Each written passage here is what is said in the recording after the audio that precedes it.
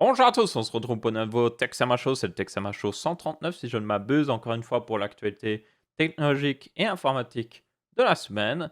Tape des matières dans la description si vous voulez sauter vers le sujet qui vous intéresse le plus, et sans plus tarder, commençons. Première news, c'est une correction par rapport à la semaine dernière, j'ai fait une erreur, et merci à ceux qui l'ont pointé du doigt, c'est toujours bien, comme ça on peut corriger et essayer d'avoir les informations les plus correctes. Donc là, c'est notamment le commentaire de OneDrill 990, donc merci à toi. Et en gros, c'était au niveau de la certification de protection, donc l'IP 68 et tout ça. En réalité, déjà, quand c'est un X, donc quand c'est une croix, ça veut dire qu'il n'y a aucune protection. Donc, ça veut dire que quand vous avez un téléphone qui serait certifié IPX, ça veut dire qu'il n'a aucune protection contre la poussière, c'est le premier chiffre, et aucune protection contre l'eau, c'est le deuxième chiffre. Du coup, voilà, ça c'était la première erreur. Et aussi la deuxième erreur, c'est que pour la poussière, ça va pas au-dessus de 6. Donc quand vous êtes à 6, c'est que c'est voilà, c'est protégé contre la poussière le mieux possible. En tout cas, il y a évidemment on va dire des paramètres ou plutôt des limites à tout ça. Donc par exemple aussi pour l'eau, le maximum c'est 8, mais il y a un 9 sur l'échelle, mais le 9 correspond plutôt à une certification contre la haute pression. Donc par exemple, votre voiture, c'est ce qu'il donne comme exemple ici, votre voiture, vous pouvez utiliser un Karcher dessus, mais vous ne pouvez pas aller dans un étang ou même dans une... Enfin, genre si c'est inondé ou autre chose, l'eau va rentrer et foutre en l'air votre voiture. Donc le 9 peut paraître mieux, mais c'est pas forcément mieux, donc c'est un peu compliqué. Du coup, le mieux pour un téléphone, c'est littéralement IP68, donc comme la plupart des téléphones actuels. Toutefois, il faut tenir compte que le 8, ici dans cette échelle-là, oui, 8, il y en a qui vont se moquer encore, c'est en gros, c'est submersible au-delà de 1 mètre, si je me souviens bien, pendant 1 heure, c'est ça. Et le truc, c'est qu'au final, cette échelle de protection, elle est, elle ne va pas plus loin en fait. Donc, par exemple, le dernier iPhone Pro, le iPhone 11 Pro, est certifié jusqu'à 2 mètres, si je me souviens bien, même un petit peu plus, pendant plus d'1 heure aussi. Et du coup, en fait, il va plus loin que ça. Donc, ça veut dire que maintenant, tous les téléphones IP68, ou c'est bien, il y en a qui sont 2 fois plus résistants à l'eau que d'autres. Donc, ouais, ça veut pas dire toujours grand-chose en gros. Quoi qu'il arrive, si vous voyez ce genre de certification, ouais, 6, c'est le maximum pour le premier chiffre, c'est-à-dire protection à peu près nickel pour la poussière. Et 8, c'est le deuxième, le plus important. Et si vous voyez un 9, c'est-à-dire que c'est résistant contre de haute pression. Et si vous voyez un truc IPX, c'est-à-dire qu'il n'y a aucune résistance. Bon, après, c'est plus dans le cas, il le montrait ici. Vous pouvez avoir par exemple un matériau qui est IPX9. C'est-à-dire qu'il n'est pas résistant à la poussière, mais si vous prenez un Karcher, il résiste. Donc voilà. Ça peut être des cas un peu particuliers. Pour les smartphones, ce sera toujours à peu près résistance parfaite à la poussière. Et puis, ce sera 7 ou 8 pour l'eau. Dites-vous qu'avec déjà une résistance de 7, enfin une échelle de 7, ça vous pouvez aller jusqu'à 1 mètre de profondeur pendant 30 minutes. Donc ça va. Ok, maintenant, première news, c'est au niveau de la PlayStation 5. On a des premières specs. Du coup, bien évidemment, elle utilise à peu près le même genre de spec que la prochaine Xbox. Parce que la PlayStation 4 et la Xbox One utilisaient à peu près les mêmes specs au final. Elles étaient similaires, pas exactement les mêmes évidemment, mais similaires. C'est-à-dire que les processeurs et les GPU de toutes les Xbox One et PS4 venaient de chez AMD.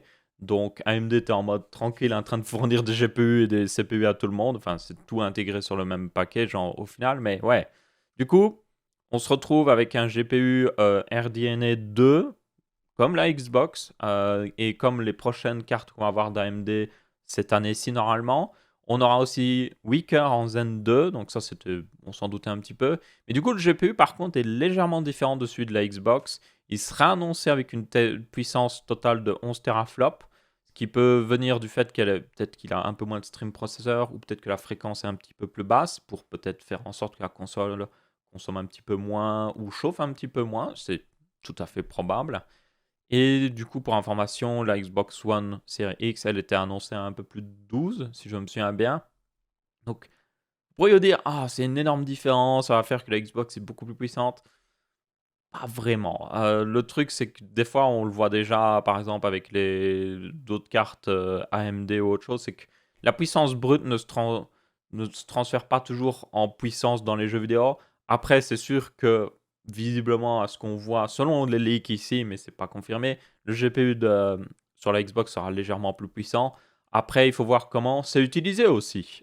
Donc, les développeurs, aussi ce que font derrière Sony, au niveau de l'API, tout ça, va faire en sorte que peut-être que, bah, ils pourront tirer un peu plus de performance parce que ils ont des trucs qui marchent tout simplement mieux. Ils utilisent des meilleures techniques ou autre chose. La PlayStation 4 gérait la mémoire totalement différente de la Xbox aussi, pour information. Donc, ça, ce sera à voir comment ça va affecter un petit peu. Après, très honnêtement, vous devriez vous retrouver avec des jeux qui sont très similaires au niveau graphique d'une console à l'autre et qui tournent à peu près pareil. Peut-être que sur Xbox, vous aurez quelques images, enfin quelques FPS en plus, ce qui peut être toujours sympa, mais voilà. Après, je pense que la plupart des gens choisissent pas la console selon la puissance forcément. Soyons honnêtes, c'est plus selon les jeux que vous avez dessus. Donc notamment la Switch est pas du tout puissante, hein, on va être honnête. La Switch est à peine plus puissante qu'une Wii U. Pourquoi je prononce Wii U? Wii U. Si vous le prononcez plusieurs fois d'affilée, ça devient une sirène. Enfin bref, elle est à peine plus puissante qu'une Wii U. Et elle est moins puissante, la Switch, qu'un téléphone moderne. Votre téléphone, si vous avez acheté un téléphone genre lors de la dernière année ici, et que c'est un téléphone moyenne gamme, genre on va dire au-dessus de 200-300 euros, votre téléphone est plus puissant qu'une Switch. Genre je ne déconne même pas. C'est pour dire. Mais les gens achètent pourquoi la Switch? Pour le format et pour les jeux qu'il y a dessus, tout simplement. Et parce qu'elle est pas trop chère aussi. Donc ouais, pour moi, ça ne changera pas grand-chose. Par contre, ce que j'ai hâte de voir, c'est justement ces GPU RDNA 2 qui devraient nous offrir plus de performance et un peu plus de concurrence aussi au niveau des GPU. Donc ça, c'est toujours sympathique. Ensuite, d'ailleurs, une petite news en rapport. Apparemment, AMD a promis qu'ils passeraient à des meilleurs refroidissements pour leur prochaine génération. Donc ça, c'est plutôt une bonne nouvelle parce que, soyons honnêtes, quand les 5700 plutôt et 5700 XT sont sortis, donc quand Navi a été lancé, donc c'est l'architecture RDNA 1.0 pour information, ben, le truc c'est qu'il n'y avait que les refroidissements par défaut, donc c'était ce refroidissement blower.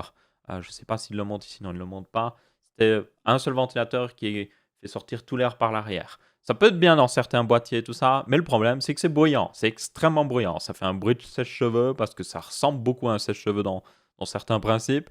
Voilà, c'est juste pas très plaisant dans un PC. Du coup, bon, il y a cette image-là, mais ça ne veut rien dire. En gros, ils ont teasé comme quoi ils allaient probablement utiliser euh, peut-être du double ventilateur, peut-être même plus, sur le prochain design. Donc avoir un design plus ouvert comme utilise Nvidia actuellement. Alors, le design d'Nvidia marche plutôt bien, mais il faut tenir compte que malgré ça, les modèles de chez Asus, MSI, Gigabyte et de EVGA restent mieux refroidis quand ils font pas d'erreur. Ça arrive aussi.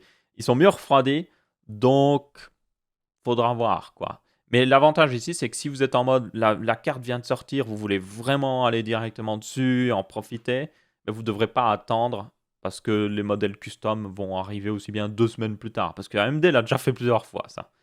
Tenez compte aussi, et il faut le préciser, pour ceux qui auraient un petit peu peur de soucis de driver ou autre chose, c'est une autre news qu'on va arriver d'ailleurs. Mais tenez compte que RDNA 2.0, c'est juste une version 2 de RDNA 1.0. Donc, il y a des changements, mais ce ne sera pas des changements énormes qui vont introduire certainement beaucoup de bugs. C'est un peu comme passer de Zen 1 à Zen 2. Ben, ça reste la même architecture. Ils ont même corrigé plus de bugs sur Zen 2, c'est pour dire. Donc, voilà. Pour ceux qui auraient des petites inquiétudes là-dessus, moi, j'en aurais pas trop. Et en plus, comme je le dis, si on a un bon refroidissement par défaut pour la prochaine génération, ça veut dire qu'on pourrait se dire, hey, je vais l'acheter directement. Dès que j'ai vu que les tests confirmaient qu'elle était performante, ben, je vais pouvoir acheter même un modèle de référence qui sera bien refroidi.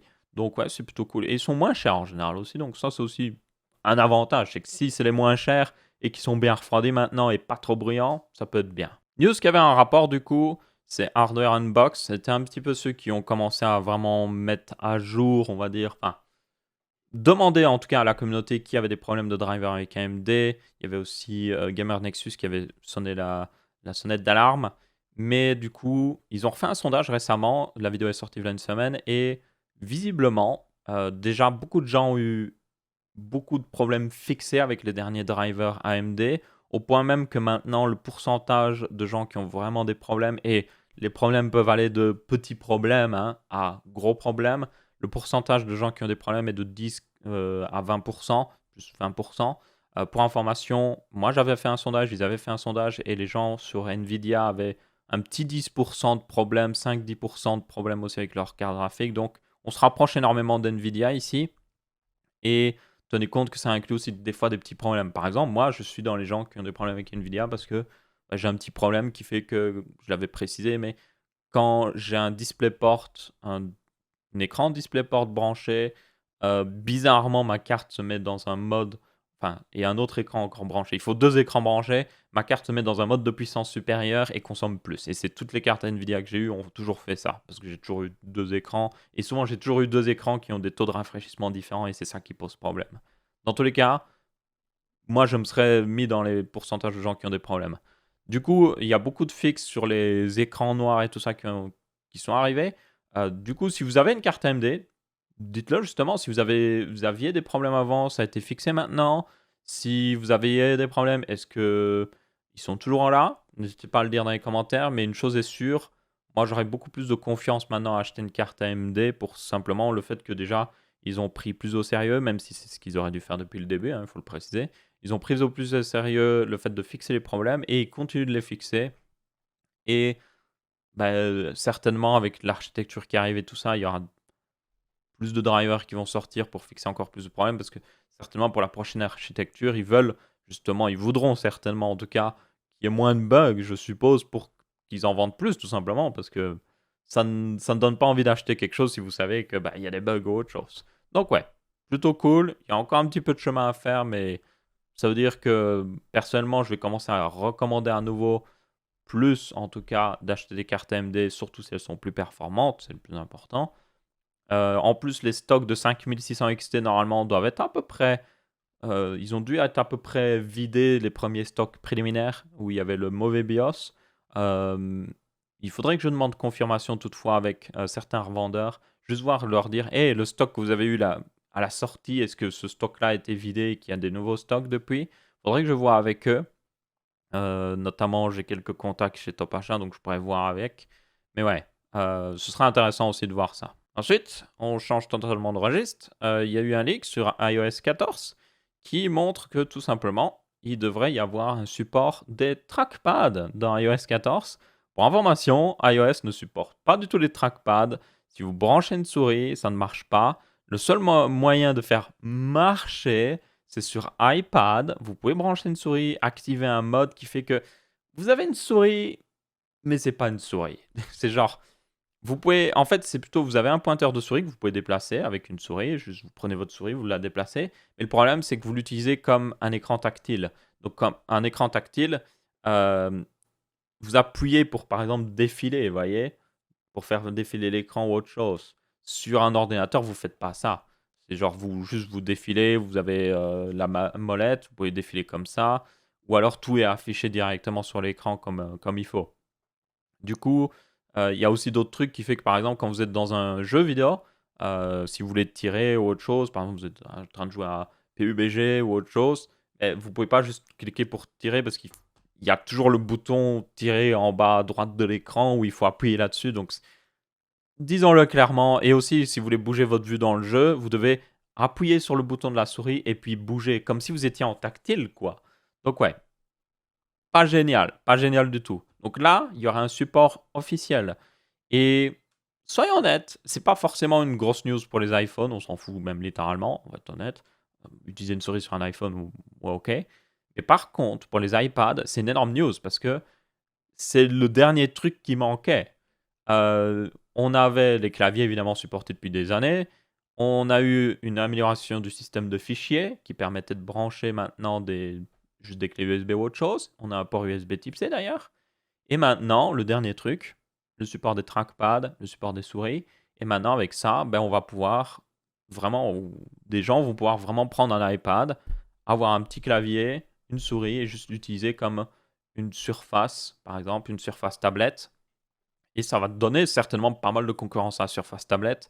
Je veux dire, l'iPad coûte moins cher qu'une Surface tablette, bien souvent, pour une quantité de stockage similaire en réalité. Enfin, même il y a un peu moins sur les iPads. Mais par contre, niveau performance, les iPads sont vraiment puissants ces dernières années. Et il y a des logiciels, il y a de plus en plus de logiciels qui arrivent sur iOS qui supportent pleinement ces iPads. Donc ouais, franchement, c'est une situation qui est en train de se débloquer. Et honnêtement, moi je croyais que ce serait Google qui arrivera à faire ça. Enfin, le truc, c'est que le support des souris est depuis longtemps dans Android, hein, pour information, c'est depuis très très longtemps dans Android. Mais pour moi, ce sera Android et Google qui feraient vraiment les premières tablettes Android qu'on peut utiliser plus comme des PC, mais au final, pas vraiment. Enfin, on va être honnête, non. Surtout au niveau des programmes, où il n'y a pas grand-chose qui est supporté. Vous avez bien Samsung qui a fait Dex, qui est pas trop mal, où vous pouvez même utiliser maintenant, il y a des accessoires, vous pouvez acheter un ordinateur portable, où en fait c'est juste une batterie, un écran et un clavier. Donc c'est pas un ordinateur portable, et puis vous branchez un Samsung, enfin vous branchez via Samsung Dex dessus, et puis genre ça vous permet d'utiliser Samsung Dex comme un ordinateur portable. Mais à part ça, et d'autres marques qui le font aussi, à part ça, il y a rien en fait. Et le truc, c'est que OK, c'est pas pour tout le monde, hein. Clairement, c'est pas pour tout le monde. Mais imaginez 5, 10 ans, vous arrivez, vous avez votre téléphone. Vous prenez votre téléphone, vous le mettez dans un dock, vous avez clavier, souris, et vous faites ce que vous devez faire. Peut-être même de la retouche photo ou des trucs dans le genre. Et les performances sont bonnes. Et genre, vous pouvez faire tout ce que vous voulez. Vous faites du multitâche, vous avez plusieurs fenêtres ouvertes. Vous allez voir des trucs sur le web. Pendant que vous travaillez sur un document à côté, vous avez un grand écran, évidemment, qui est branché. Et puis après, vous devez aller quelque part, débrancher votre téléphone. Et puis, peut-être vous le mettez dans un ordinateur portable. Justement, vous le clipsez dedans et hop, vous avez un ordinateur portable. Ou alors, vous le mettez dans votre poche et c'est votre téléphone, tout simplement. Et ça, honnêtement, le truc, c'est que, moi, je le dis souvent, c'est qu'il y a beaucoup de technologies qui apparaissent et tout ça en mode, waouh, c'est génial, on peut faire ci. Mais le truc, c'est que les gens, je pense que la plupart des gens préfèrent les trucs pratiques. Quand c'est pratique, les gens l'adoptent. Quand c'est pas pratique, les gens ne l'adoptent pas. Par exemple, la 3D, c'était pas pratique. Il fallait une paire de lunettes en plus. C'était pas pratique. Ici, pour quelqu'un qui est en mode, oh, j'ai besoin d'acheter un ordinateur portable, je peux juste acheter un bon téléphone et puis juste, poup, dans le dock, et genre écran, clavier, et puis c'est bon. Pour beaucoup de gens, c'est pratique. C'est très pratique. Ce sera pas pour tout le monde, clairement, mais c'est plutôt pratique. Et du coup, bah, doucement, lentement, mais sûrement, Apple, limite, est plus proche de pouvoir faire ça correctement.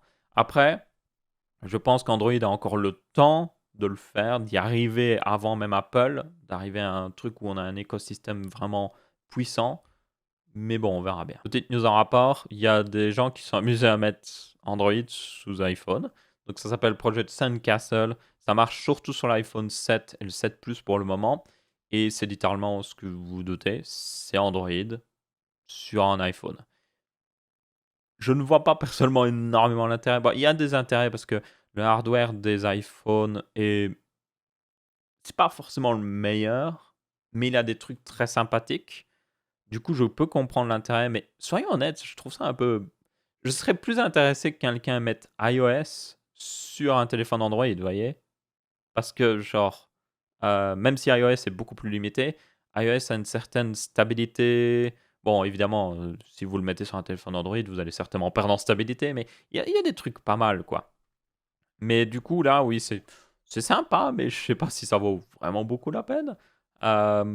Ouais, franchement, surtout que iOS supporte encore les iPhone 7, alors qu'Android, genre, Android, vous avez un téléphone Android, 2 ans plus tard, au revoir le support, hein, c'est comme si vous n'aviez plus jamais existé, donc ouais, c'est sympa à voir, mais oui, soyons honnêtes, c'est peut-être pas ce qu'il y a de plus pratique, surtout qu'il y a des trucs qui fonctionnent pas et tout, donc ouais, c'est loin d'être parfait.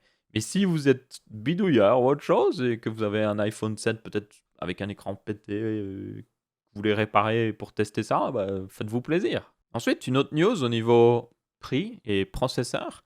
Il y a encore normalement une baisse de prix chez AMD qui doit arriver, ou peut-être que c'était déjà la baisse de prix qu'on avait vue, mais en tout cas, vous avez le Ryzen 5 3600 était même à 180 € sur Top Achat, maintenant il est à 189 €, il était en promotion. c'est-à-dire qu'il passe sous la barre, enfin, il passe sous le prix du 2700X, c'est pour dire. Vous avez le 3600X qui est toujours vers 200, 210 euros. Il était des fois des promotions à 200 euros tout pile, ce qui était excellent, franchement. Donc là, c'est-à-dire que, surtout sur Top Achat, à un moment où il n'y avait aucune différence entre les deux processeurs niveau prix, maintenant il y a à nouveau une différence. Vous voyez, le 3600 coûte réellement genre 20 euros moins cher. Et pour 20 euros, ça peut valoir la peine d'acheter un petit refroidissement et compenser le fait que, par exemple, c'est une future vidéo que je vais faire là-dessus d'ailleurs. Ce sera une vidéo sponsorisée, je tiens à le préciser. Mais le fait que ce soit sponsorisé ne change rien au fait que genre, le résultat est intéressant. Et c'est le fait que tout simplement le 3600X, le refroidissement par défaut, le limite en performance parce que ça ne le refroidit pas suffisamment pour qu'il booste à fond. Et du coup, bien souvent, le 3600, qui est pas très loin niveau fréquence, si lui est bien refroidi, et pour genre vous avez 20 euros de différence entre les deux, donc 20 euros c'est ce qui permet d'acheter en tout cas en partie un meilleur refroidissement. Bien souvent, si vous prenez un 3600 avec un bon refroidissement, vous pouvez dépasser le 3600X au niveau performance parce qu'il va booster plus haut que le 3600X. C'est pour dire. Toutefois, après, évidemment, le 3600X reste le plus performant si vous pouvez le refroidir, il faut le préciser. Du coup, j'aurai une vidéo un petit peu là-dessus qui vous montre justement, des fois, le fait d'acheter un refroidissement à 30-35 euros permet vraiment d'améliorer le processeur, vraiment d'avoir plus de performance. Ça peut valoir la peine si vous avez déjà la meilleure carte graphique que vous pouvez acheter pour le prix, vous l'achetez et que vous avez juste genre 30 euros qui traînent. Vous voyez, juste vous êtes en mode, ah, j'ai 30 euros en plus, je pourrais prendre un plus gros SSD, mais j'ai déjà un gros SSD. J'ai déjà une RTX peut-être 2070 Super, ou j'ai déjà une 5700 XT, et je peux pas mettre juste 30 euros pour en avoir une meilleure. C'est juste, il n'y a rien au-dessus. Faudrait que je mette 100 euros pour que ce soit mieux. Ok, prenons un meilleur refroidissement pour le processeur. Donc, ouais. Euh, Ça peut être intéressant, mais je le précise sur cette vidéo-là en particulier, ce sera sponsorisé. Ensuite, une autre news, c'est au niveau de SpaceX et Starlink. Starlink, si vous ne vous rappelez pas, c'est la constellation que lance actuellement SpaceX pour avoir Internet en basse orbite. Jusqu'à maintenant, en tout cas dans le domaine consommateur, grand consommateur, tous les satellites de connexion Internet sont toujours géostationnaires, c'est-à-dire qu'ils sont très loin de la Terre, donc il y a beaucoup de ping, c'est pas idéal. Donc là, ils veulent mettre tout en basse orbite, donc 500-600 km d'altitude, ce qui est vraiment pas beaucoup pour un satellite, pour information. Enfin, c'est vraiment le plus bas possible, quoi.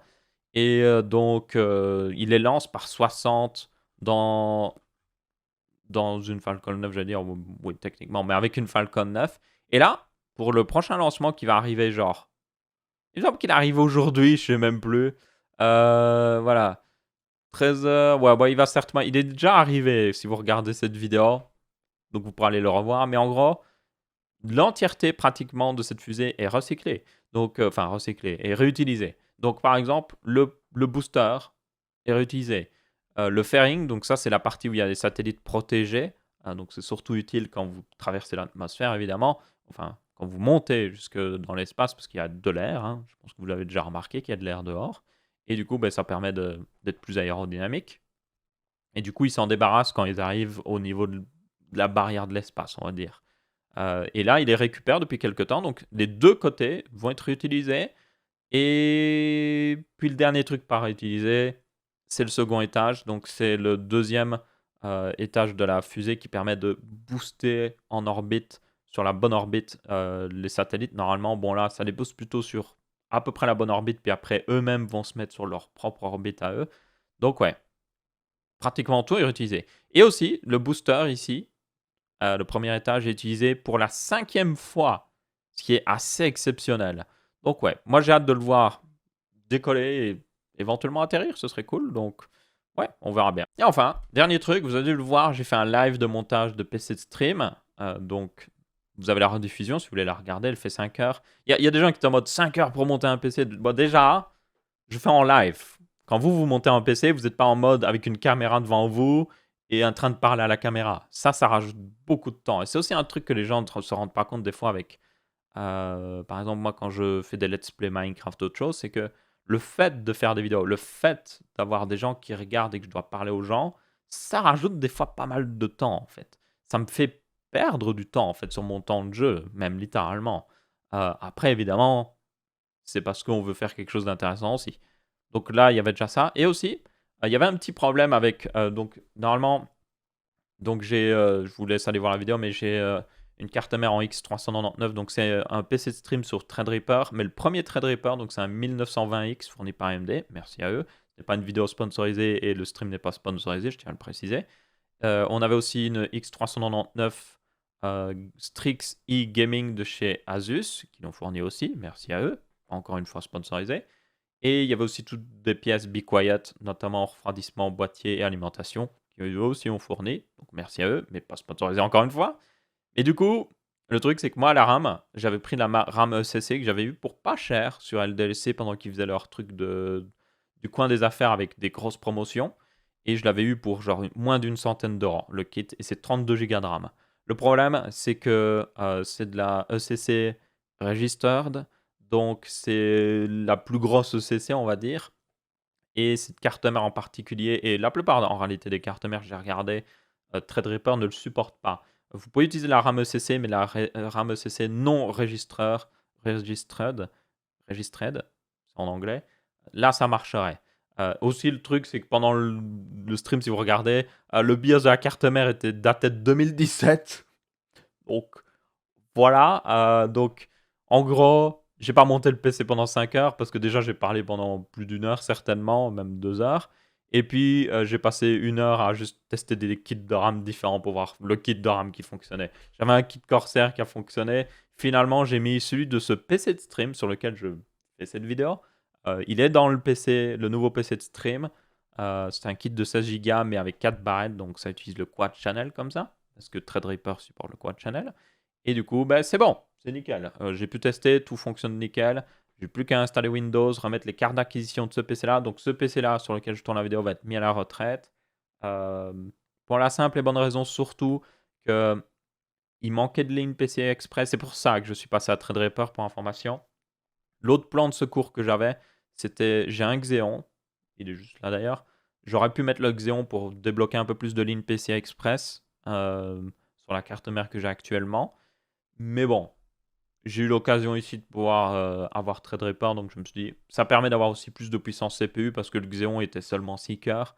Donc là, si je veux par exemple faire tous mes rendus vidéo dessus, si je veux faire de la compression de toutes les vidéos que j'enregistre, par exemple, les recompresser dans un format plus facile à éditer, peut-être du ProRes ou quelque chose comme ça, je peux le faire tout simplement. Donc ouais, du coup, au final, c'est pour ça que j'avais surtout besoin pour ces lignes PCI Express en plus. Parce que les cartes d'acquisition, ça va vite, hein. J'ai une carte d'acquisition pour le PC ici, quand je fais des streams à autre chose. J'ai une carte d'acquisition pour la caméra, la nouvelle caméra. Si vous regardez le stream, vous allez le voir. J'ai une carte d'acquisition, ou plutôt, non, là j'ai plutôt des cartes d'acquisition USB pour par exemple cette caméra ici, et aussi notre caméra au-dessus.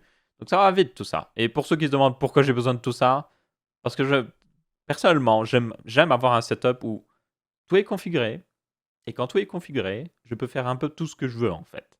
Et là, ce stream était un test de ça. Par exemple, ben, avoir ma bonne caméra que je filme mes vidéos avec en stream. Vous voyez, c'est différent parce que normalement, j'enregistre sur une carte SD, je sors sur sa carte SD sur le PC et tout ça. Ça prend du temps, ça rajoute du temps et tout ça. Là, je peux streamer directement. Donc, c'est plutôt cool. Prochain upgrade que je dois faire, c'est un micro-cravate qu'il me faut. S'il y a des gens qui s'y connaissent vraiment, des professionnels, je parle ici, il me faudrait un bon système sans fil de micro-cravate. Donc, il me faudrait un bon micro-cravate et un bon système sans fil.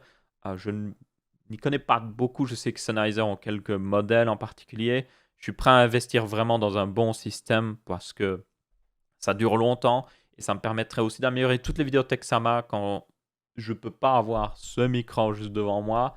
Ça permettrait d'avoir vraiment des meilleures vidéos. Et aussi pour ce genre de stream, j'aurai le micro accroché, hop, un câble qui va dans ma poche, le boîtier sans fil accroché à ma poche et je peux aller dans la pièce n'importe où, vous m'entendez toujours. Parce que pendant ce stream-là, j'utilisais ce petit gars-là. On le voit, oui, voilà, lui, c'est un micro shotgun, donc c'est il prend le son devant lui relativement loin. Donc il était juste devant moi, il était dirigé vers mon thorax ici, juste au-dessus de moi pendant que je faisais le stream. Mais le problème, c'est si je partais chercher un truc, ben, on m'entendait de loin. J'étais en mode, hey! Genre, hey oh! C'est un peu ça, quoi.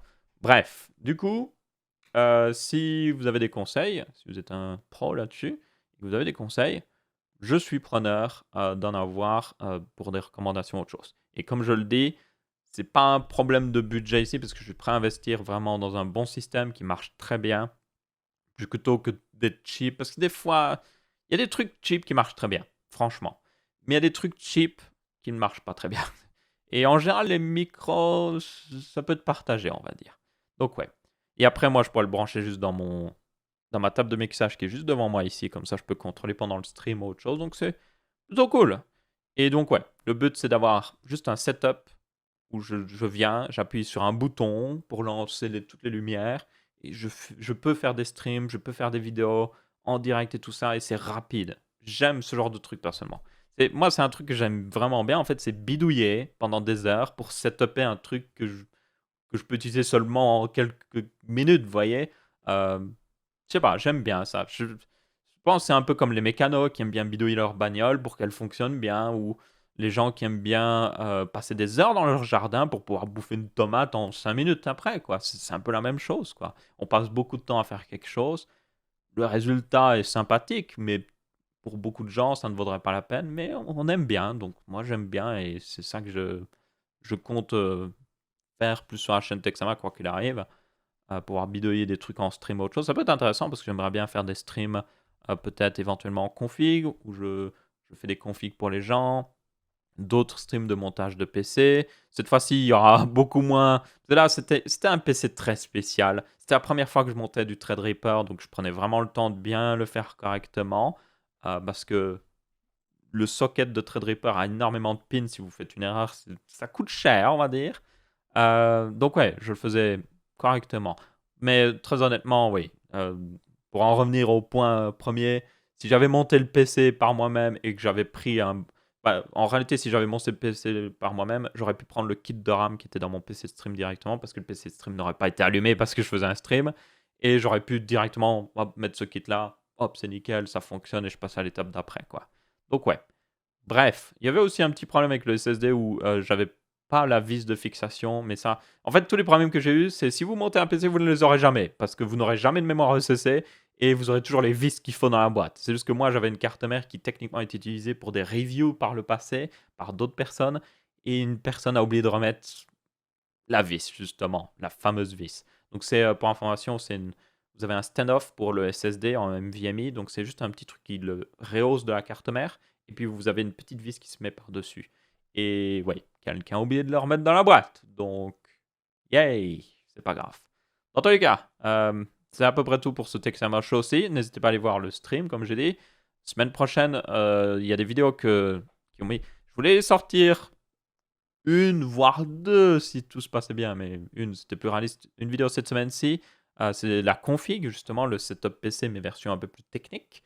Mais ça a pris un peu plus de temps en montage, donc voilà. Mais ça arrive cette semaine-ci, donc ne vous inquiétez pas. Il y a aussi des tests et tout ça. Il y a cette vidéo sponsorisée, comme j'ai dit, mais qui est assez intéressante. Donc ça permet de soutenir la chaîne et aussi de parler d'un sujet intéressant, donc c'est toujours cool. Et c'est à peu près tout. Merci à tous. J'espère que vous avez bien apprécié. N'hésitez pas à laisser votre avis, que ce soit en pouce bleu, pouce rouge ou en commentaire. On se retrouvera pour un prochain Texama Show. Je vous dis ciao, ciao.